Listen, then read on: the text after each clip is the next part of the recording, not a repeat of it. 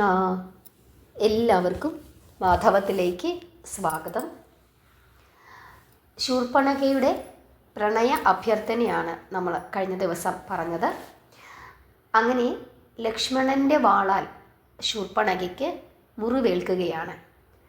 അങ്ങനെ ശരീരം മുറിഞ്ഞ ശൂർപ്പണഖ ഖരൻ്റെയും ദൂഷണൻ്റെയും അടുക്കലേക്ക് ചെല്ലുന്നു. മൂക്ക് പൊത്തിപ്പിടിച്ചുകൊണ്ട് കരയുകയാണ്. ശരീരം മുഴുവനും രക്തം ഒഴുകി നനഞ്ഞിട്ടുണ്ട്. രാക്ഷസ സേനാപതികളാണ് ഖരനും ദൂഷണനും. എന്താണ് സംഭവിച്ചത് എന്ന് അവർ ശൂർപ്പണഖയോട് അന്വേഷിക്കുകയും നടന്ന കാര്യങ്ങളൊക്കെ പറയുകയും ചെയ്യുന്നു. അങ്ങനെ ഖരനും ദൂഷണനും രാമനോടും ലക്ഷ്മണനോടും യുദ്ധം ചെയ്യാനായി പുറപ്പെടുന്നു. പക്ഷേ ആ യുദ്ധത്തിൽ ഖരനും ദൂഷണനും രാമൻ്റെ അസ്ത്രത്താൽ കൊല്ലപ്പെടുകയാണ് ചെയ്തത്. അങ്ങനെ ഖരനും ദൂഷണനും മരിച്ചു എന്ന് അറിഞ്ഞ ശൂർപ്പണഖ അതീവ ദുഃഖത്തോടുകൂടി പിന്നീട് രാവണനെ കാണാനായിട്ട് പോകുന്നു. രാവണൻ്റെ അടുക്കൽ ചെന്നിട്ട് തനിക്ക് സംഭവിച്ച അപമാനത്തെപ്പറ്റി വിശദമായി തന്നെ രാവണനോട് പറഞ്ഞു കൊടുക്കുന്നു. ഈ ശൂർപ്പണഖ രാവണനോട് പറയുകയാണ്, രാജൻ, അങ്ങ് രാവും പകലും ശൃംഗാര കൗതുകത്തോടുകൂടി കഴിയുകയാണ്. രാക്ഷസന്മാരെ വധിക്കുവാൻ രാമൻ വനത്തിൽ വന്നിരിക്കുന്നു. ദണ്ഡകാരണ്യത്തിലുള്ള എല്ലാ രാക്ഷസന്മാരെയും അവർ കൊന്നുകഴിഞ്ഞു. ഭാര്യയല്ലാതെ മറ്റാരും കൂടെയില്ല. കുതിരയും ആനയും ഒന്നുമില്ല. കൂട്ടിന് സീത മാത്രം. ഒറ്റയ്ക്ക് എത്രയെത്ര രാക്ഷസന്മാരെയാണ് രാമൻ കൊന്നത്. ഇങ്ങനെ ശൂർപ്പണഖ രാവണനോട് പറയുന്നു. അപ്പോൾ രാവണൻ ചോദിക്കുകയാണ്, എത്ര സൈന്യങ്ങളുണ്ട്? അവൻ്റെ വേഷം എങ്ങനെ? കൊടുങ്കാട്ടിൽ എന്തിനാണ് വന്നിരിക്കുന്നത്? ആരാണ് രാമൻ? ആരുടെ പുത്രനാണ്? എല്ലാ കാര്യങ്ങളും പറയുക എന്ന് പറയുന്നു. അപ്പോൾ ശൂർപ്പണഖ രാവണനോട് പറയുകയാണ്, ദശരഥൻ്റെ പുത്രനാണ് രാമൻ എന്ന് പേര്. അച്ഛൻ്റെ സത്യം പാലിക്കുവാനായി വനത്തിൽ അലയുന്നു. താപസ്വിയുടെ വേഷമാണ്, പക്ഷേ സന്യാസിയല്ല. ഒരു പരമസുന്ദരിയെയും കൊണ്ടാണ് നടക്കുന്നത്. 14,000 രാക്ഷസന്മാർ വനത്തിലുണ്ടായിരുന്നു. രാമൻ ഒറ്റയ്ക്ക് എല്ലാവരെയും വധിച്ചു. രാമൻ്റെ അനുജൻ ലക്ഷ്മണനും കൂടെയുണ്ട്. യുദ്ധത്തിൽ ആരും നേരെ നിൽക്കില്ല, അത്ര പരാക്രമി. രാമൻ്റെ പത്നി മഹാലക്ഷ്മി തന്നെ. അതീവ സൗന്ദര്യമാണ് സീതയ്ക്ക്. നാരീരത്നം ഉർവശി, മേനക, രംഭ ഇവരൊക്കെ തോറ്റുപോകും. പക്ഷേ അവൾ രാമന് ഇണങ്ങുന്നവളല്ല. എനിക്ക് തോന്നുന്നത് രൂപഭംഗി കൊണ്ട് അവൾ അങ്ങേക്ക് ചേരും എന്ന് തോന്നുന്നു. അതുകൊണ്ട് രാമനെയും ലക്ഷ്മണനെയും ഒഴിവാക്കി സീതയെ ഇങ്ങോട്ടേക്ക് കൊണ്ടുവരണം. രാക്ഷസ കുലത്തെ അവൻ ദുഃഖിപ്പിച്ചതുപോലെ സീതാവിരഹത്തിൽ അവനും ദുഃഖിക്കണം. ഇങ്ങനെ ശൂർപ്പണഖ രാവണനെ ഉപദേശിക്കുന്നു. അതീവ സൗന്ദര്യമുള്ള ഒരു സ്ത്രീയുടെ കാര്യമാണ് ശൂർപ്പണഖ പറയുന്നത്. അതുകൊണ്ട് തന്നെ ആ കാര്യം രാവണൻ്റെ മനസ്സിലേക്ക് തുളച്ചു കയറി. രാമനെ അകറ്റി സീതയെ എങ്ങനെ കൊണ്ടുവരാം എന്നതിനെപ്പറ്റി ആലോചിക്കുന്നു. വിധാതാവിൻ്റെ തീരുമാനം, മായകൾ, അത് ആർക്കും മാറ്റാൻ സാധിക്കുന്നതല്ല. ഇവിടെ രാവണൻ്റെ പതനത്തിനു കാരണക്കാരി ആയത് അത് ശൂർപ്പണഖയാണ്. ശൂർപ്പണഖയുടെ ഇത്തരത്തിലുള്ള വാക്കുകളാണ് രാവണനെ കൊണ്ട് പലതും ചെയ്യിപ്പിച്ചത്. ഈ ശൂർപ്പണഖയുടെ കരച്ചിലാണ് രാവണ വധത്തിന് വഴി തെളിച്ചത്. അങ്ങനെ രാവണൻ മാരീചനെ സമീപിക്കുന്നു. മാരീചനോട് എങ്ങനെയെങ്കിലും സീതയെ അപഹരിക്കണം എന്ന് പറയുന്നു. പക്ഷേ മാരീചൻ സമ്മതിക്കുന്നില്ല. രാവണൻ മാരീചനോട് പറയുകയാണ്, മാരീച, നീയൊരു മാനാകണം. രാമനെ അകറ്റിയിട്ട് സീതയെ ഞാൻ അപഹരിക്കാം.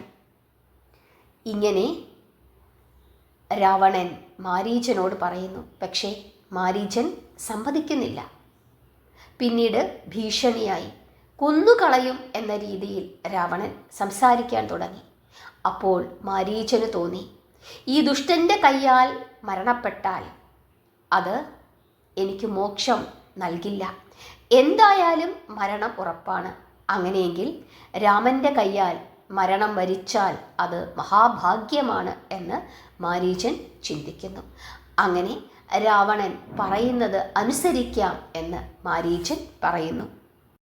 എന്നിട്ടും മാരീചൻ പല പല കാരണങ്ങൾ പറഞ്ഞ് രാവണനെ ഉപദേശിക്കുന്നുണ്ട്. പക്ഷേ മാരീചൻ്റെ ഒരു ഉപദേശവും രാവണൻ സ്വീകരിച്ചതുമില്ല. വിനാശകാലേ വിപരീത ബുദ്ധി. അങ്ങനെ രാവണൻ മാരീചനും ഒരുമിച്ച് ആകാശത്തിലേക്ക് ഉയർന്നു. രണ്ടുപേരും ദണ്ഡകാരണ്യത്തിൽ ചെന്നിറങ്ങി. മാരീചൻ്റെ കൈ പിടിച്ചുകൊണ്ട് രാവണൻ പറയുകയാണ്, നീ മൃഗരൂപം ധരിക്കുക, കാണാൻ സുന്ദരമായിരിക്കും. ഇങ്ങനെ പറഞ്ഞപ്പോൾ മാരീചൻ അതീവ സൗന്ദര്യമുള്ള ഒരു മാനായി തീർന്നു. രാവണൻ കാട്ടിൽ ഒളിച്ചിരുന്നു.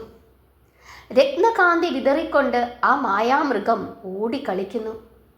ഇടയ്ക്കിടയ്ക്ക് കഴുത്തു വളച്ചു, സ്വന്തം ശരീരം നോക്കിക്കൊണ്ട് തുള്ളിക്കളിച്ചു. അങ്ങനെ ആ മൃഗം രാമൻ്റെ അടുക്കലേക്ക് എത്തുന്നു. രാമനും സീതയും ഒന്നിച്ചിരിക്കുകയായിരുന്നു. അവിടേക്കാണ് ആ മാൻ ഓടിച്ചെന്നത്. രാക്ഷസ വംശത്തിൻ്റെ വിനാശത്തിനായി സീതയെ ആപത്തിൻ്റെ കടലിലേക്ക് എടുത്ത് എറിയുന്നതിനായി, ദേവന്മാരെ വിപത്തുകളിൽ നിന്നും രക്ഷിക്കുന്നതിനായി ബ്രഹ്മദേവൻ ഇപ്രകാരം ഒരു മാനിനെ സൃഷ്ടിക്കുകയായിരുന്നുവോ എന്ന് പോലും നമുക്ക് തോന്നിപ്പോകും. ശ്രീരാമനും സീതയും മധുരമായ വചനങ്ങൾ പറയുകയാണ്. അനുവദിക്കുകയാണെങ്കിൽ ആ മൃഗത്തെ പിടിച്ച് എനിക്ക് നൽകണം, എനിക്ക് അത്രമാത്രം ഇഷ്ടമായി എന്ന് സീത രാമനോട് പറയുന്നു. രാമൻ ഉടൻ തന്നെ ലക്ഷ്മണനെ വിളിക്കുന്നു. എന്നിട്ട് സീതയുടെ ആഗ്രഹം പറയുന്നു. അപ്പോൾ ലക്ഷ്മണൻ ആ മാനിനെ ഒന്ന് സൂക്ഷ്മമായി നിരീക്ഷിക്കുന്നു. പെട്ടെന്ന് തന്നെ ലക്ഷ്മണന് അത് ശരിയായ മാനല്ല എന്ന് തോന്നി. ഉടൻ തന്നെ ലക്ഷ്മണൻ ആ കാര്യം ജ്യേഷ്ഠനോട് പറയുകയും ചെയ്തു. മായാവി മാരീചനെ പറ്റി മുനിമാർ പറഞ്ഞു കേട്ടിട്ടുണ്ട്. അങ്ങയെ ആകർഷിക്കുവാൻ മായാരൂപം കാണിക്കുന്നതാവാം. ഇതിനു മുമ്പ് ഇത്രയും അഴകുള്ള ഒരു മാനിനെ ഞാൻ ഇവിടെയെങ്ങും കണ്ടിട്ടില്ല. അതുകൊണ്ട് ഇത് തീർച്ചയായും മാരീചൻ തന്നെയാണ് എന്ന് ലക്ഷ്മണൻ രാമനോട് പറയുന്നു. അപ്പോൾ രാമൻ പറയുകയാണ്, മാരീചൻ എന്തിനാണ് വന്നത് എന്ന് കൂടി പറയുക. ഇനി മാരീചനാണെങ്കിൽ അവനെ കൊന്ന് അവൻ്റെ ശല്യം തീർക്കണം. അതുകൊണ്ട് ലക്ഷ്മണ, നീ ഇവിടെ നിൽക്കുക, സീതയെ സംരക്ഷിച്ചു കൊള്ളുക. ഇവൻ മാരീചനാണെങ്കിൽ ഇവനെ കൊന്ന് ലോകത്തെ രക്ഷിക്കാം. അതല്ല മാനാണെങ്കിൽ മാനിനെ പിടിച്ച് സീതയ്ക്ക് കൊടുക്കുകയും ചെയ്യാം. നീ ജാനകിയെ സംരക്ഷിച്ചുകൊണ്ട് ഇവിടെ തന്നെ നിൽക്കണം. ഇങ്ങനെ രാമൻ പറയുകയും ജാനകിക്ക് കാവലായി ലക്ഷ്മണനെ നിർത്തിയിട്ട് രാമൻ മാരീചൻ എന്ന മാനിൻ്റെ പുറകിന് യാത്രയാവുകയും ചെയ്തു. രാമൻ മാനിനെ പിടിക്കാനായി അടുത്തെത്തുമ്പോൾ മാൻ ദൂരത്തേക്ക് ഓടും, പിന്നീട് വേഗം കുറയ്ക്കും. അപ്പോൾ രാമൻ മാനിൻ്റെ അടുക്കലെത്തും. പിടിക്കും എന്ന അവസ്ഥ വരുമ്പോൾ മാൻ വീണ്ടും ദൂരത്തേക്ക് ഓടും. അങ്ങനെ ഓടി ഓടി കുറച്ച് ദൂരെയായി അവർ രണ്ടുപേരും. ആ സമയത്ത് രാമന് മനസ്സിലാകുന്നു ഇത് ശരിയായ മാനല്ല. അങ്ങനെ ഒരമ്പ് ആ മാനിൻ്റെ നേർക്ക് രാമൻ എയ്യുന്നു. ആ അമ്പ് കൊണ്ട ഉടനെ രാവണന് കൊടുത്ത വാക്ക് പാലിക്കുന്നതിനായി രാമൻ വിളിക്കുന്നത് പോലെ ലക്ഷ്മണ വേഗം വരൂ, രക്ഷിക്കൂ, രാക്ഷസന്മാരോട് ഏറ്റുമുട്ടി എൻ്റെ പ്രാണൻ പോകുന്നു എന്ന് ഉറക്കെ വിളിച്ച് കരയുന്നു. രാമൻ ഭൗമാസ്ത്രമാണ് മാരീചൻ്റെ ശരീരത്തിലേക്ക് അയച്ചത്. രാമൻ മാരീചൻ്റെ അടുക്കൽ ചെല്ലുന്നു. അവൻ്റെ ശരീരത്തിൽ നിന്നും അസ്ത്രം ഊരി എടുക്കുന്നു.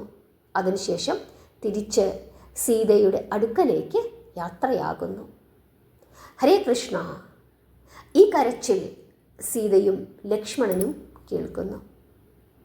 ഇനി എന്താണ് സംഭവിച്ചത് എന്ന് അടുത്ത അധ്യായത്തിൽ നമുക്ക് നോക്കാം. അടുത്ത അധ്യായം എല്ലാവരും കേൾക്കണം.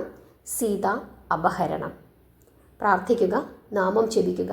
ഇന്നത്തെ ഈ കഥാഭാഗം നിങ്ങൾക്ക് എല്ലാവർക്കും ഇഷ്ടപ്പെട്ടെങ്കിൽ നിങ്ങൾ രാമ എന്ന് കമൻറ്റ് ബോക്സിൽ രേഖപ്പെടുത്തുക. വീഡിയോ ലൈക്ക് ചെയ്യുക, നാമം ജപിക്കുക, പ്രാർത്ഥിക്കുക. ഹരേ കൃഷ്ണ.